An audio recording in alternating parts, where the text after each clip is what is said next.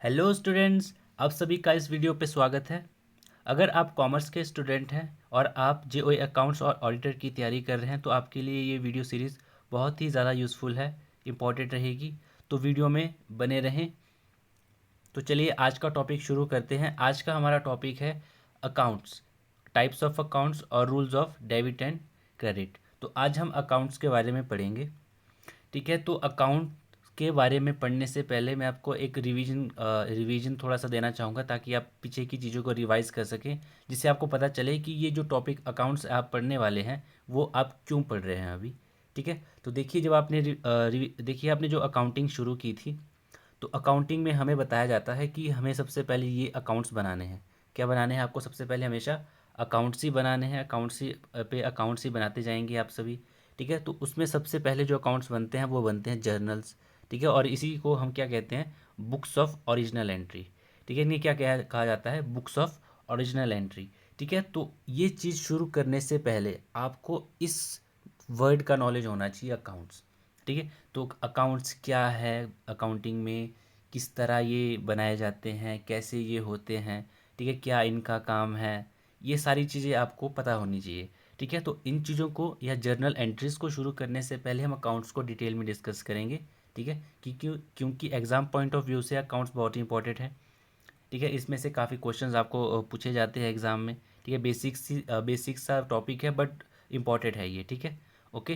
तो चलिए शुरू करते हैं। ठीक है, अकाउंट्स को ही। ठीक है, तो आप एक बार प्रॉपर रिवाइज कर लें अपना। सबसे पहले हमें क्या बनाना बनाना पड़ता है? जर्नल्स। ठीक है, फिर हम क्या बनाते हैं? Ledgers account. फिर हम क्या बनाते हैं? Trial balance. फिर उसके बाद हम बनाते हैं ट्रेडिंग अकाउंट। फिर हम उसके बाद बनाते हैं प्रॉफिट एंड लॉस। फिर हम बनाते हैं उसके बाद बैलेंस शीट। ठीक है, तो ये आपका सीक्वेंस है अकाउंट्स का।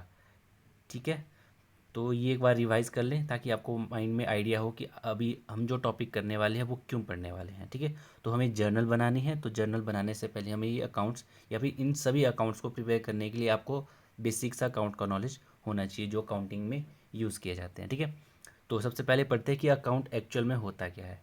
ठीक है, तो अकाउंट देखिए यहाँ पे फर्स्ट लाइन में लिखा गया है कि अकाउंट क्या है? An account is a place. ठीक है, ये क्या है? एक जगह है जहाँ पे हम जो ट्रांजेक्शन्स हैं, ठीक है, बिजनेस की ट्रांजेक्शन्स जो होती हैं या जो ओकर होती है, उन्हें हम रिकॉर्ड करते हैं। सिंपल। ठीक है, मतलब अकाउंट क्या है? एक जगह है जहाँ पर हम बिजनेस की जो ट्रांजेक्शन या बिजनेस जो डील्स कर रहा है ना दिन प्रतिदिन पे, ठीक है, उन डील्स को वो क्या करेगा? एंटर करेगा। ठीक है, देखिए account means the way of storing money in different categories.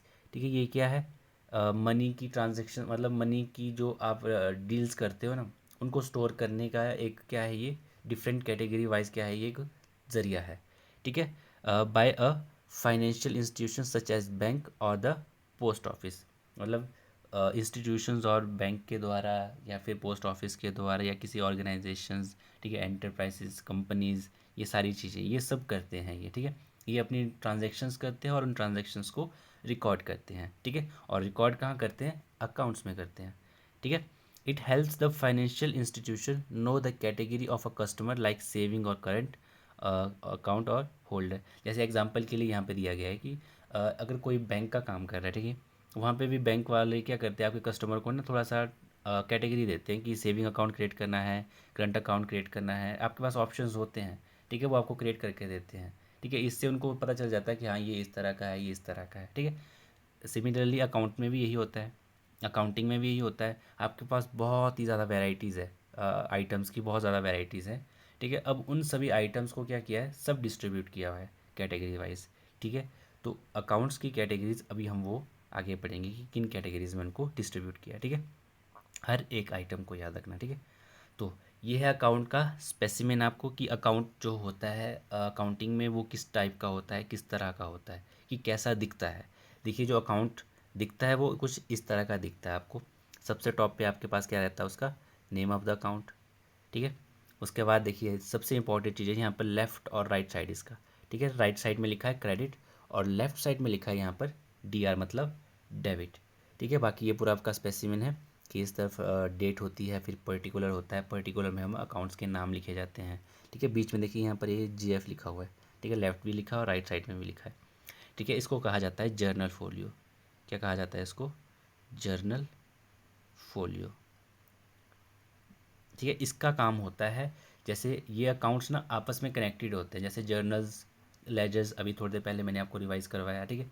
ये सारे अकाउंट्स में आपस में इंटर रिलेटेड होते हैं, ठीक है। अगर किसी स्पेसिफिक ट्रांजैक्शन की एंट्री आपने 5th पेज पे की है, ठीक है, उसका जो स्पेसिफिक लेजर है वो कम से कम मान लेते हैं कि 50th पेज पे है, ठीक है। तो उन ट्रांजैक्शंस को आपस में लिंक करने के लिए या पेज नंबर्स कनेक्ट करने के लिए आप यहाँ पे उन पेज नंबर्स को लिख सकते हैं, ये सिंपल है, ठीक है। जर्नल फोलियोज, ठीक है, कौन सी जर्नल, कौन से नंबर की जर्नल है वो, और इसका लेजर कहाँ पे है, कौन से पेज के ऊपर है, इसलिए इसका ज़्यादातर काम किया जाता है, ठीक है। और यहाँ पर लास्ट में देखिए, यहाँ पर बैलेंसिंग का ऑप्शन दिया जाता है, ठीक है। ये जहाँ पर XXX लिखा हुआ है, ठीक है। तो ये बैलेंसिंग है, अकाउंट्स को किस तरह बैलेंस किया जाता है यहाँ पर, ये भी हम बाद में डिटेल में पढ़ेंगे, ठीक है। तो लेफ़्ट साइड राइट साइड, देखिए चलो ये चीज़ हम बाद में एक्सप्लेन करेंगे कि बैलेंस कैरी डाउन क्या होता है, बैलेंस ब्रॉड डाउन क्या होता है, ये चीज़ें हम बाद में पढ़ेंगे, ठीक है। Carry forward, carry down, brought down, ये सब चीज़ें हम बाद में डिस्कस करेंगे, ठीक है। ओके, जब हम लेजर्स या फिर जर्नल एंट्रीज स्टार्ट करेंगे। ओके, ठीक है। तो अब आपके पास मैंने कहा कि डेबिट और क्रेडिट ये दो चीज़ें हैं। देखिए अकाउंट्स आपने पढ़ा कि क्या है, एक जगह है जहाँ पर हम ट्रांजैक्शंस को रिकॉर्ड करते हैं, ये उसका क्या है, एक टाइप है। ओके, ये उसका स्पेसिमेन है कि इस तरह के अकाउंट होते हैं, ठीक है। और इसमें जो डेबिट और क्रेडिट है, मतलब लेफ़्ट एंड राइट साइड, दो साइड है, इसमें इंपॉर्टेंट याद रखना, ठीक है। यहाँ से हम बीच में से कट कर सकते हैं कि इसमें एक लेफ़्ट साइड है, ठीक है, ये लेफ़्ट वाली साइड है और ये राइट वाली साइड है, ठीक है। तो राइट साइड में क्रेडिट ऑप्शन, क्रेडिट शो करता है राइट साइड को, और लेफ़्ट साइड को डेबिट शो करता है, ठीक है। तो ये इंपॉर्टेंट है। तो डेबिट और क्रेडिट ये क्या है, इन्हें पता करना ये ज़्यादा इंपॉर्टेंट है अभी, ठीक है। तो फिलहाल हम सिर्फ और इसका मीनिंग समझेंगे कि क्या है ये एक्चुअल में। यहाँ पर देखिए जो डेबिट होता है वो सिर्फ और सिर्फ लेफ़्ट हैंड साइड को क्या करता है, रिप्रेजेंट करता है, ठीक है। और credit refers to the right hand side of an account, ठीक है। ओके, ठीक है। देखिए डेबिट और क्रेडिट का कोई एग्जैक्ट मीनिंग नहीं है अकाउंटिंग में, ठीक है। अगर आपको एग्जैक्ट मीनिंग मालूम हुआ तो आप कमेंट में मुझे मेरे साथ भी शेयर कर सकते हैं, ठीक है। अब तक जितनी भी अकाउंटिंग पढ़ी है मैंने, जितने साल से मैं पढ़ रहा हूँ, अब तक मुझे कभी भी किसी से ऐसा नहीं पता चला कि एग्जैक्टली जो डेबिट का मीनिंग ये है, एग्जैक्टली क्रेडिट का मीनिंग ये है। हिस्ट्री भी आई थिंक मैं काफ़ी पढ़ चुका हूँ, उसमें भी कुछ आइडिया नहीं मिला मुझे डेबिट और क्रेडिट का, ठीक है। इटालियन वो इटालियन अकाउंटेंट्स थे काफ़ी ना, उन्होंने ये चीज़ें शुरू करी थी, ठीक है। ओके, तो ये डेबिट एंड क्रेडिट सिर्फ और सिर्फ आपने इतना ही रखना है याद कि एक है लेफ़्ट हैंड साइड, ठीक है, डेबिट क्या है, ये है लेफ़्ट हैंड साइड, ओके, और क्रेडिट क्या है, राइट हैंड साइड, ठीक है, किसकी, अकाउंट्स की। ये आपके सामने अकाउंट है, देखो, ठीक है। ओके, ठीक है। अब याद रखना ये दोनों रिप्रेजेंट करते हैं इंक्रीज़ और डिक्रीज़ भी। देखिए अकाउंट में लेफ्ट हैंड साइड क्या है, हमारा डेबिट है, और राइट हैंड साइड क्या है, क्रेडिट है, ठीक है। ये आपके लिए रिप्रेजेंट भी करते हैं, इंक्रीज़ और डिक्रीज़ को भी रिप्रेजेंट करते हैं, वो याद रखना आपने, ठीक है। जैसे अगर कोई चीज़ इंक्रीज़ होगी, ठीक है, ये पर्टिकुलर अकाउंट से रिलेटेड होती है, याद रखना, ठीक है। ओके, जैसे कोई चीज़ इंक्रीज़ होगी तो हम क्या करेंगे उसको, जैसे यहाँ पे डेबिट जो होता है ना, डेबिट इंक्रीज़ करता है, ठीक है, और क्रेडिट क्या करता है, डिक्रीज़ करता है चीज़ों को, जैसे यहाँ पे लिखा हुआ है। डेबिट क्या करेगा, इंक्रीज़ करेगा, और क्रेडिट क्या करेगा, डिक्रीज़ करेगा, ठीक है। यही नेचर है इनका अकाउंट्स का, ठीक है। ओके, ठीक है। तो अब करते हैं क्लासिफिकेशन की बात कि अकाउंट्स को जो अकाउंटिंग में क्लासीफाई किया है वो मेनली, ठीक है, कितने टाइप्स में किया गया है। तो मेनली दो टाइप्स में करते हैं हम, एक है ट्रेडिशनल अप्रोच और एक होती है मॉडर्न अप्रोच, ठीक है, जो आजकल बहुत ही ज़्यादा पॉपुलर है, ठीक है। ओके, तो ट्रेडिशनल ये है जो हम बहुत ही पुराने टाइप जो हम बुक्सों में पढ़ते हैं ज़्यादातर, यही है वो ट्रेडिशनल अप्रोच, ठीक है। और इसी को हम क्या कहते हैं, इंग्लिश अप्रोच भी। देखिए ये एग्ज़ाम पॉइंट ऑफ व्यू से बहुत इंपॉर्टेंट है, ठीक है। मॉडर्न अप्रोच को क्या कहा जाता है, अमेरिकन अप्रोच भी कहा जाता है, और अकाउंटिंग इक्वेशन अप्रोच भी बोला जाता है, ठीक है। ये एग्ज़ाम के लिए बहुत ज़रूरी है, ठीक है, इसको आप याद रखना कि modern approach is also known as accounting equation approach. Okay, ठीक है। तो सबसे पहले हम ट्रेडिशनल अप्रोच को या इंग्लिश अप्रोच को पढ़ लेते हैं, ठीक है। देखिए जो ट्रेडिशनल अप्रोच है जो आपको बुक्सों में देखने को मिलेगी ये वही है, ठीक है, जिसमें हम अकाउंट्स को दो हिस्सों में कैटेगराइज करते हैं, एक पर्सनल अकाउंट और एक इम्पर्सनल अकाउंट, ठीक है। अब पर्सनल में मतलब वो लोग, याद रखना पर्सनल कौन रिप्रेजेंट करेगा, लोगों को रिप्रेजेंट करेगा। जैसे पर्सन है तो पर्सन ही आएंगे यहाँ पे, जितने भी नाम आपको नज़र आएंगे ना किसी भी चीज़ का, देखिए चाहे वो इंसान का हो, चाहे वो ऑर्गेनाइजेशन का हो, चाहे वो फर्म का हो, ये कोई भी चीज़ हो सकती है, ठीक है। किसी भी चीज़ का नाम रिप्रेजेंट करेगी पर्सनल अकाउंट, सिंपल है। और इम्पर्सनल, अब नाम के सिवाय कोई और जो आपके पास अकाउंट्स आ रहे हैं किसी चीज़ के, तो उनको हम क्या लेंगे, इम्पर्सनल अकाउंट। ठीक है, तो आई थिंक कि आपको कोई यहाँ पे डाउट नहीं रहेगा पर्सनल और इम्पर्सनल में। ठीक है, पर्सनल पर्सन्स के नाम, और इम्पर्सनल जिसमें पर्सन्स नहीं होंगे बस। ठीक है, ओके। तो पर्सनल को पहले रिप्रेजेंट कर लेते हैं, पर्सन को डिटेल में पढ़ लेते हैं। देखिए, पर्सन में जो सबसे पहली कैटेगरी आपके पास आती है वो आती है नेचुरल पर्सन। ठीक है, नेचुरल पर्सन मतलब हम जो इंसान हैं, ठीक है, ह्यूमंस है, इनको कहा जाता है नेचुरल पर्सन। ठीक है, अब इनका नाम भी आपके सामने देखिए, सुनीता होगा, अशोक होगा, सुहा होगा, ठीक है, ऐसे पंकज होगा, ऐसे नवीत होगा, ऐसे योगेश होगा। ये सारे क्या है आपके लिए, ये पर्सनल अकाउंट होंगे। ठीक है, ओके। और अकाउंट्स के हर एक नाम के आगे अकाउंट EA/C ये लिखा जाता है और इससे हमारा अकाउंट बन जाता है, सिंपल। ठीक है, इतना आसान है यहाँ पर अकाउंट बनाना किसी भी चीज़ का। ओके, ठीक है। अब जो सेकंड कैटेगरी है पर्सनल अकाउंट की, वो है आर्टिफिशियल पर्सन। ठीक है, अब आर्टिफिशियल मतलब जो इंसान की कैटेगरी में नहीं आएंगे।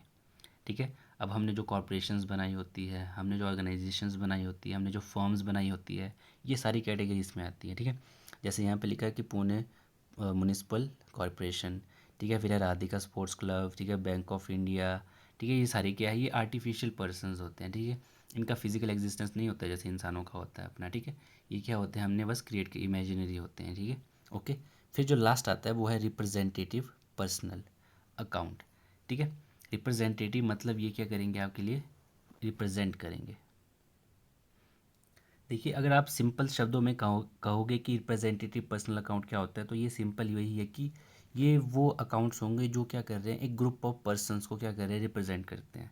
ठीक है, इसको आप यहाँ लिख सकते हो कि क्या करेंगे, ये ग्रुप ऑफ पर्सन्स। ठीक है, ग्रुप ऑफ पर्सन्स, ये ग्रुप ऑफ पर्सन्स को क्या करते हैं, रिप्रेजेंट करते हैं। ठीक है, जैसे कि एक आदमी है, एक लैंडलॉर्ड है, उसको क्या करना है, आपने रेंट देना है।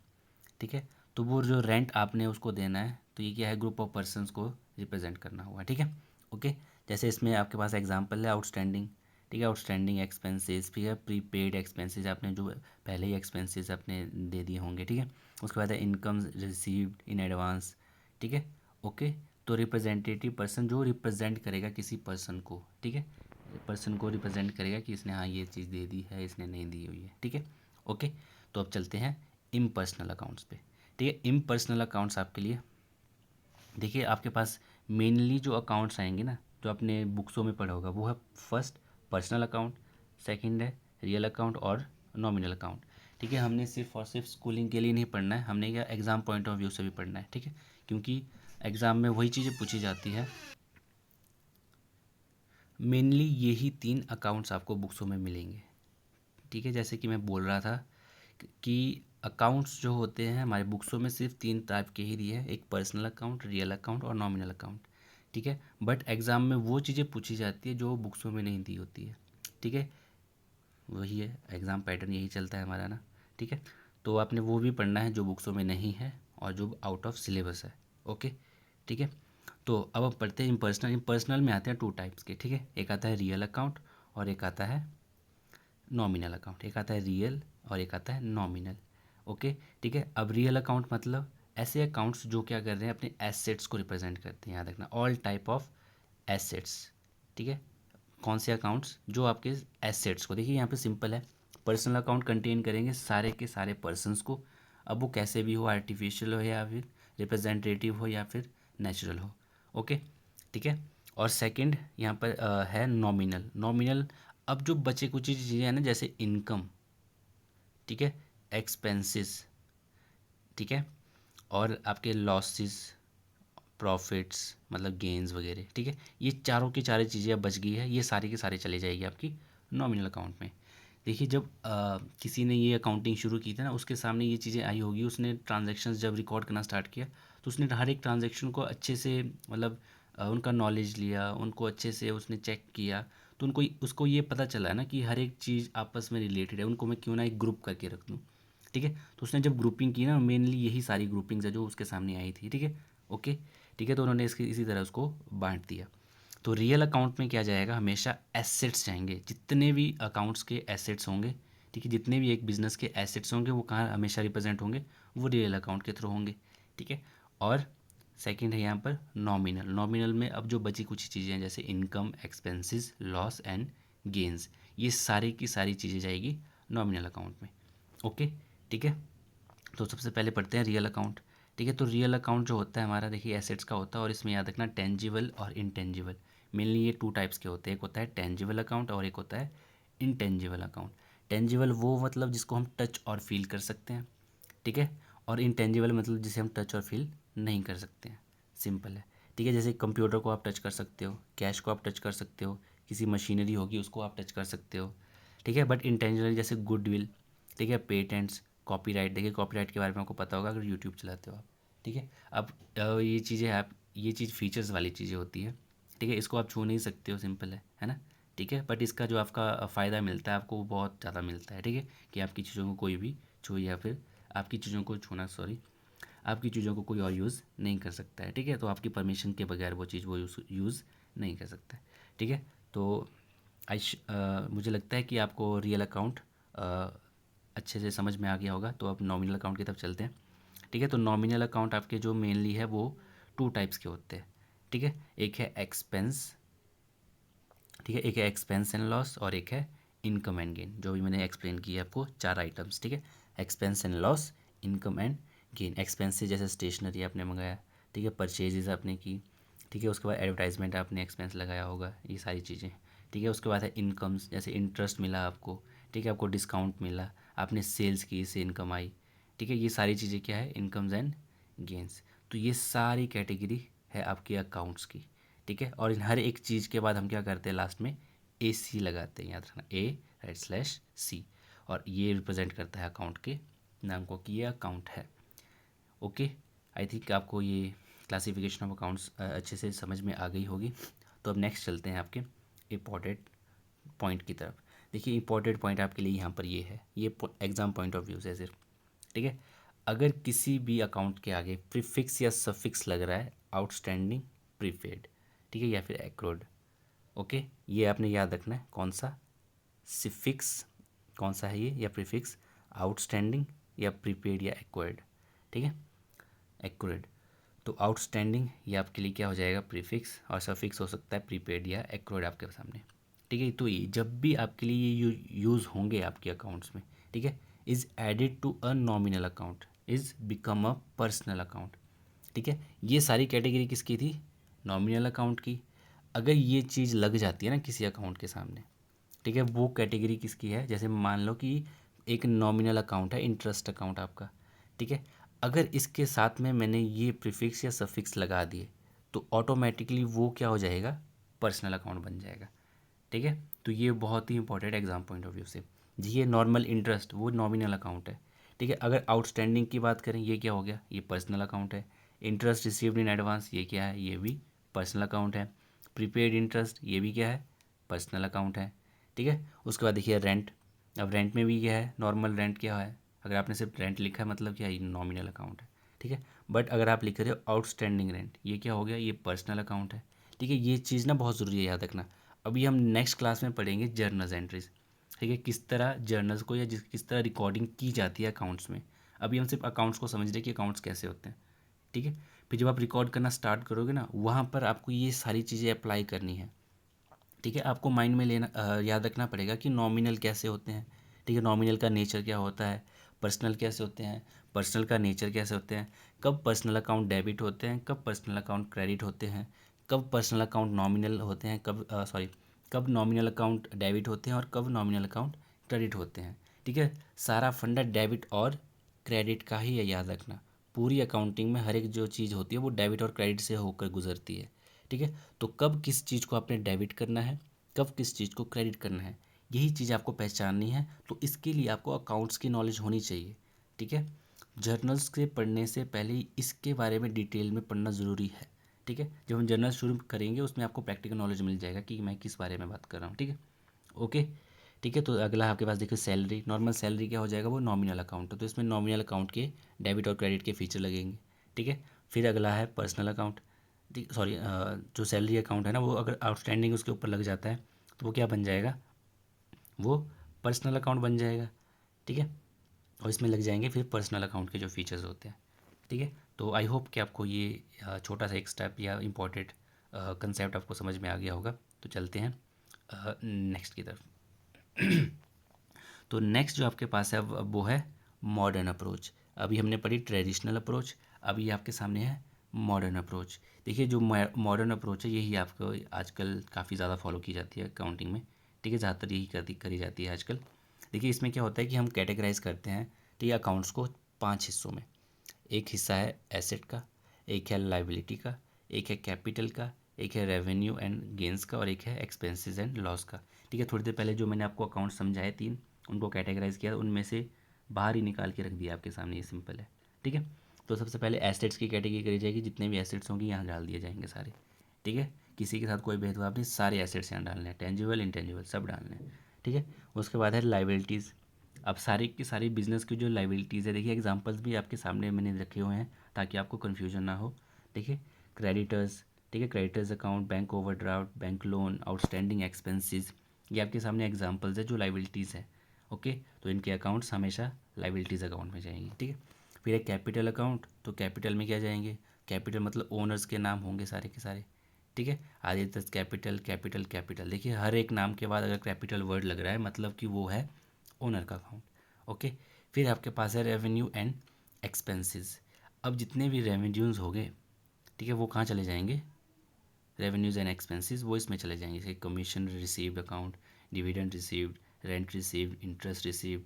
ठीक है, अब एक्सपेंसेस वहीं अगर आपने पे किया हो ये सब चीज़ें, कमीशन पेड, डिविडेंड पेड, ठीक है, रेंट पेड, इंटरेस्ट पेड, और साथ ही साथ वेजेस अकाउंट, ऑडिट अकाउंट, ठीक है, audit fee account, loss by fire, printing and stationery, ये सारे अकाउंट्स आपके एक्सपेंसेस एंड लॉसेज है। तो ये मॉडर्न अप्रोच है जिसमें हम क्या करते हैं, अकाउंट्स को 5 हिस्सों में डिवाइड करते हैं। बस आपने ये याद रखना है, assets, liability, capital, revenue and expenses. ठीक है, अब हमने पहले पढ़ा था कि मॉडर्न अप्रोच को कहा जाता है अमेरिकन अप्रोच भी। ठीक है, क्योंकि अमेरिका में ज़्यादातर ये चीज़ें फॉलो की जाती है। ओके, और साथ ही साथ एक इंपॉर्टेंट वर्ड है, इसको कहा जाता है अकाउंटिंग। ठीक है, इसे क्या कहा जाता है, अकाउंटिंग इक्वेशन अप्रोच। ठीक है, ये चीज़ समझना ज़रूरी है। इसे अकाउंटिंग इक्वेशन अप्रोच क्यों कहा जाता है, क्योंकि जो अकाउंटिंग इक्वेशन होती है आपको पता है वो है assets is equal to liability plus capital. ठीक है, अब यहाँ पर दो चीज़ें और इंट्रोड्यूस की गई है। ठीक है, जिसमें हम कहते हैं रेवेन्यूज़ एंड एक्सपेंसेस। ठीक है, तो ये सारी मतलब ये जो पूरी की पूरी है ना, ये अप्रोच ये फॉलो करती है इस अकाउंटिंग इक्वेशन को ही, इसी अकाउंटिंग इक्वेशन को ये फॉलो करती है। ठीक है, देखिए अब इसमें आप ऐड कर दोगे यहाँ पर। ठीक है, मॉडर्न अप्रोच यही कहती है कि अकाउंट्स में अब यहाँ पर प्लस कर दो कितने हमारे, ठीक है, हमारे रेवेन्यूज़ ऐड कर दो और माइनस कर दो एक्सपेंसेस। ठीक है, ये हमारे क्या है, मॉडर्न अप्रोच। ठीक है, ओके, आई होप कि आपको अभी ये भी क्लियर होगा। अगर आपको कोई डाउट होगा तो आप कमेंट सेक्शन में मुझसे पूछ सकते हैं। ठीक है, मैं पूरी कोशिश करूँगा कि आपके सारे डाउट्स को मैं क्लियर करूँ। तो अब लास्ट जो टॉपिक हमारे पास बचता है वो है rules of debit and credit. ये सबसे इम्पॉर्टेंट है और इसी चीज़ को आपने याद रखना है, rules of debit and credit. ठीक है, देखिए मैं कभी भी बच्चों को नहीं कहता हूँ कि आप रटो चीज़ों को। ठीक है, कभी भी कोई चीज़ हमें रटनी नहीं चाहिए। ठीक है, बट अगर मैं पास्ट में जाऊँ ना, फर्स्ट क्लास में, सेकंड क्लास में, जब भी आपको कम्युनिकेशन की या फिर लैंग्वेज पढ़नी होती है ना, तो वहाँ पे कुछ चीज़ें रटनी ही पड़ती है। ठीक है, रटनी पड़ी, आपको क्या रटना पड़ा, ए बी सी डी। ठीक है, हिंदी के आ ई ये आपको रटने पड़े हैं। ठीक है, ये आपको माइंड में रटने पड़े। ठीक है, अपने नंबर्स को 1 2 3 ये सारे नंबर्स आपने रटे हैं माइंड में। ठीक है, तभी आप इनको यूज़ कर पा रहे हो। ठीक है, अकाउंटिंग भी बिजनेस की लैंग्वेज ही है। ठीक है, आपने मान के चलना है क्या कि अकाउंटिंग भी क्या है, बिजनेस की एक लैंग्वेज ही है। तो इस लैंग्वेज का एक हिस्सा है जो आपको रटना ही पड़ेगा, और ये अकाउंट्स वही हिस्सा है इसका। ठीक है, कि कब किसी चीज़ को डेबिट करना है, कब किस चीज़ को क्रेडिट करना है, ये हिस्सा आपको इसका रटना ही पड़ेगा। अकाउंट्स में कब किसी चीज़ को इंक्रीज़ में शो करना है, कब किस चीज़ को डिक्रीज़ में शो करना है। ठीक है, जैसे रियल अकाउंट आ रहा है। ठीक है, अब आपके पास कोई आइटम आ गई, जैसे मैंने पीछे आइटम्स आपको दी हुई थी, जैसे मान लेते हैं जैसे रियल अकाउंट ये वाला चलते हैं। ठीक है, यहाँ पे रियल अकाउंट आपके पास है, इसमें कंप्यूटर आएगा। ठीक है, या फिर देखिए ऐसे डायरेक्ट ही करते हैं कि ऑल एसेट्स हैं, कोई एसेट ले लेते हैं हम। ठीक है, कोई एसेट ले लिया मैंने, कि मैंने लिया एक कंप्यूटर। ठीक है, अब इस कंप्यूटर को बुक्स में जब मैं या अकाउंट्स में जब रिकॉर्ड करूँगा ना, तो अगर ये मेरे पास आ रहा है बिजनेस में, तो मैं इसको कब डेबिट में शो करूँगा और कब क्रेडिट में शो करूँगा। सॉरी, मतलब कि अगर आपके पास कंप्यूटर आ रहा है ना, ठीक है, तो उसको डेबिट में करना है या फिर क्रेडिट में शो करना है। ठीक है, इस चीज़ के लिए आपको ये अकाउंट्स के रूल्स को आपको फॉलो करना ही पड़ेगा, ये आपको रटने ही पड़ेंगे। ठीक है, सिंपल है, आसान है, बस आपको थोड़ा सा ध्यान से सुनना है। ठीक है, देखिए यहाँ पर है रियल अकाउंट। रियल अकाउंट का मतलब है जितने भी एसेट्स हैं ना आपके पास बिजनेस में, उन सभी को। ठीक है, और जब भी आपके बिजनेस में आपने कोई ट्रांजेक्शन्स की, ठीक है, और उस ट्रांजेक्शन में क्या आ गया, आपके पास कोई एसेट आ गया। ठीक है, अब वो एसेट ना आपको डेबिट कब करना है और क्रेडिट कब करना है, ये आपके सामने लिखा है। ठीक है, अब खुद को पॉइंट ऑफ यहाँ पे देखना कि अकाउंट्स में जब भी रिकॉर्डिंग करते हैं तो पॉइंट ऑफ व्यू खुद को लेना है एज अ बिजनेस, कि मैं ही बिजनेस हूँ। ठीक है, अब देखिए बिजनेस के पास कोई एसेट आ रहा है, तो जब वो आपके पास आएगा ना, ठीक है, यहाँ पे लिखा है डेबिट व्हाट कम्स इन। ठीक है, अगर कम्स इन मतलब आपके पास वो चीज़ आ रही है, तो हम उसको क्या करेंगे, डेबिट करेंगे। ठीक है, यहाँ लिखा है दूसरा व्हाट गोज़ आउट, क्रेडिट। ठीक है, अब क्रेडिट कब करना है उसको बुक्स में, जब वो आपके वहाँ से जाएगा। ठीक है, कंप्यूटर आपने ख़रीद के लाया, मतलब कि ये आपके पास आया, तो हम इसको क्या करेंगे, अकाउंट्स में डेबिट करेंगे। ठीक है, और उसके बाद अगर ये आपके पास से उसके बाद आपने मान लो उसको कोई बेच दिया, ठीक है, तो ये जब बेच जाएगा तो आप क्या करोगे, उसको क्रेडिट करोगे। बस यही आपके रूल्स होते हैं। ठीक है, ये जो टाइप्स ऑफ अकाउंट है या rules of debit and credit है, ये यही रूल्स हैं कि कब किस आइटम को आपको डेबिट करना है, कब किस आइटम को क्रेडिट करना है। ठीक है, इकलौती चीज़ है जो आपको सजेस्ट करूँगा कि रटना। इनिशियल फेज़ में आपको रटने पड़ेंगे, बाद में आपको जब चीज़ें समझ में आ जाएगी फिर आपको रटने की ज़रूरत नहीं है, आप अपने लॉजिक्स लगा के चीज़ों को खुद कर सकते हैं। ठीक है, तो डेबिट एंड क्रेडिट। सेकंड है आपके पास पर्सनल। ठीक है, अब जितने भी पर्सन्स होंगे आपके पास, वो डेटर्स हो सकते हैं, क्रेडिटर्स हो सकते हैं। ठीक है, तो जितने भी पर्सन्स हैं वो सारे के सारे, जब भी आपके पास अपने अपने पॉइंट ऑफ व्यू से सोचना है। ठीक है, debit the receiver, credit the giver. ठीक है, अगर डेबिट होगा मतलब वो क्या है, रिसीवर है। ठीक है, तो क्रेडिट कब होगा, जब कोई गिवर होगा, या खुद को पॉइंट ऑफ व्यू लेना है आपने। ठीक है, हमेशा। ठीक है, अकाउंट्स में डेबिट कब किया जाएगा, जब आप किसी चीज़ रिसीव करोगे। ठीक है, और क्रेडिट कब करी जाएगी, जब कोई गिवर होगा। ठीक है, ओके, रिसीवर और गिवर को ध्यान रखना है यहाँ पे। ठीक है, और पॉइंट ऑफ व्यू ध्यान रखना हमेशा। ठीक है, जब हम क्वेश्चन करेंगे ना, वहाँ पे हम अच्छे से समझेंगे इसको, अभी बिना एग्जांपल के मैं समझा नहीं पाऊँगा। ठीक है, फिलहाल अपने पास इतना याद रखना है, जो रिसीवर होता है वो डेबिट किया जाएगा और जो गिवर होता है वो क्रेडिट किया जाता है। ठीक है, चलो समझा देता हूँ एग्जाम्पल के थ्रू। एग्जाम्पल लेते हैं आपके इनिशियल फेस में, जब हम बिज़नेस को स्टार्ट करते हैं, वहाँ पर आपके पास जो दो आदमी आते हैं, एक बिज़नेस बन जाता है ABC, और एक बन जाता है आपका ओनर, जिसको हम कहते हैं, चलो मान लेते हैं योगेश। ठीक है, एक योगेश है, इसने बिज़नेस स्टार्ट किया ABC। ठीक है, कंपनी को स्टार्ट किया। अब इसकी जो पहली ट्रांजेक्शन है यही है कि इसने जब बिज़नेस स्टार्ट किया तो इसने बिज़नेस को कुछ ना कुछ दिया होगा। चलो मान लेते हैं कि इसने 1 लाख रुपया दिया है। ठीक है, कितना दिया, 1 लाख रुपये दिया। किसने दिया, योगेश ने दिया। ठीक है, योगेश ने बिज़नेस को कितना दिया, ये 1 लाख रुपये दिया स्टार्ट करने के लिए। तो जो पहली एंट्री है यही है कि started business with cash with ₹1 lakh. देखिए अब बिज़नेस के पास यहाँ पे क्या हो रहा है, यहाँ पे बिज़नेस के पास ना कोई ना कोई चीज़ आ रही है। ठीक है, तो सबसे पहले आपने देखने की आ गया आ रहा है बिज़नेस के पास, बिज़नेस के पास आ रहा है जी कैश आ रहा है। ठीक है, अब इस कैश को ढंग से समझो कि ये कैश क्या है बिज़नेस में, ये कैश है एसेट, क्योंकि एसेट मतलब रिसोर्स जिसके बिना काम होगा ही नहीं, ऐसे कैश के बिना तो आजकल काम होता ही नहीं है, तो इसको हम कैश को क्या लेते हैं कि एक एसेट है ये। ठीक है, तो एसेट है ये। अब इस एसेट को क्या किया जाएगा, अब एसेट का आपको पता है कि एसेट का बनता है हमेशा रियल अकाउंट। ठीक है, अब रियल अकाउंट में हमने पढ़ा है कि debit what comes in, credit what goes out. ठीक है, यहाँ पढ़ा थे को, अगर एसेट आपने ढूंढ लिया कि वो आइटम क्या है, एसेट है, तो आपने बस ये रूल लगाना है कि debit what comes in, credit what goes out. ठीक है, अब आप यहाँ देख सकते हो कि कैश बिजनेस के पास आ रहा है या जा रहा है। ठीक है, तो जो कैश है बिजनेस के पास यहाँ पर आ रहा है। ठीक है, क्योंकि बिजनेस क्या है, पॉइंट ऑफ व्यू हमेशा देखना, बिजनेस देखना है, बिजनेस को लेना है कि मैं भी क्या हूँ, बिजनेस हूँ।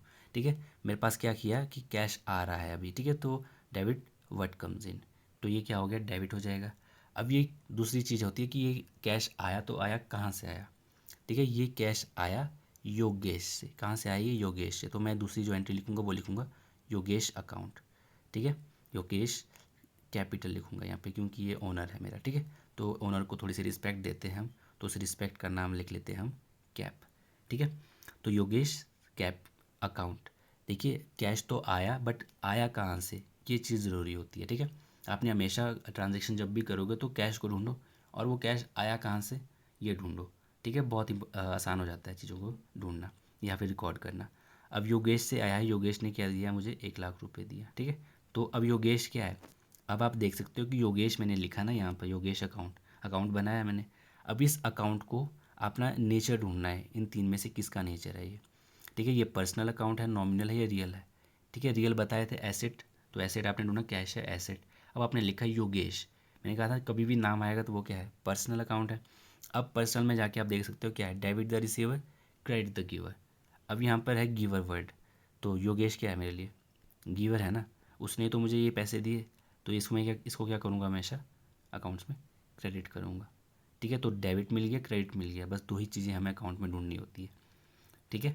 तो इसी तरह ये डेबिट और क्रेडिट के रूल्स चलते हैं। अब जो लास्ट चीज़ बचती है वहाँ पे आता है नॉमिनल अकाउंट।